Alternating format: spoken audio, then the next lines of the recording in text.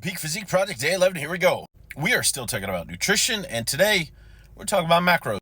Now, if you follow me for any length of time, you know that I don't count a calorie because calories are an outcome of the proper ingredients that you should be taking in, and that would be the protein, carbs, and fats. The calories is the outcome of the total, and that just happens by default if you get the right amount of those ingredients. Now, I like a very protein-forward nutritional protocol. That's where I'm at now. But in terms of a starting framework, a starting point for majority of people, protein is always primary. 1 gram per pound of body weight is a good starting place. That's not where you're going to stop, but that's where you're going to start, and you'll move up from there.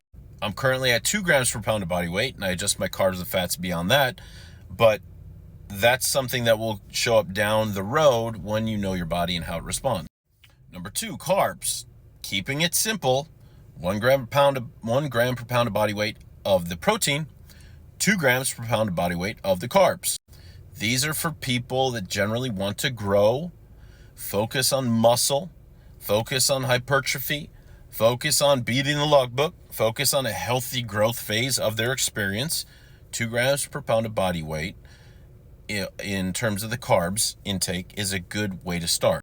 Now, again, that's where you're starting, not where you're staying or ending. You got to learn how your body responds to everything that you do so you can adjust accordingly. I typically do double that, so I'm doing 4 grams per pound of body weight in carbs. This is 30 years in the game. This is maybe something that will happen down the road, years from now. But starting point, 1 gram for the protein, 2 grams for the carbs, and then fill in the fats as necessary. It's that simple that you don't necessarily have to worry about the fats because the fats are going to be there. Now, if you do notice some hormonal drag in your experience, meaning maybe your libido is low or you're not sleeping well, you might up your fats at that point. If you're carb sensitive or fat sensitive, you might adjust at that point too. It just depends on how your body responds.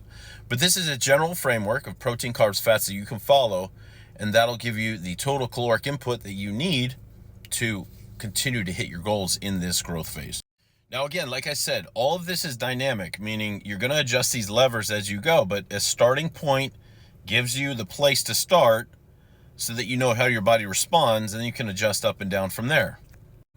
But how many calories do you know that you need based on your current lifestyle? Well, that's a very simple calculation. The total daily energy expenditure is probably the best way to find out what you need calorically.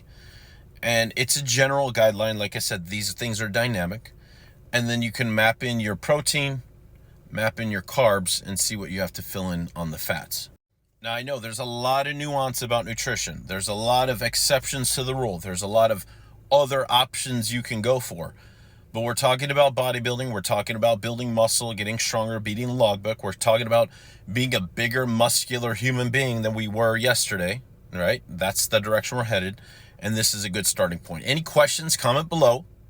And we have more nutritional videos coming out throughout the Peak Physique Project, the 30-day online bodybuilding blueprint here now. Anyway, on to the next video.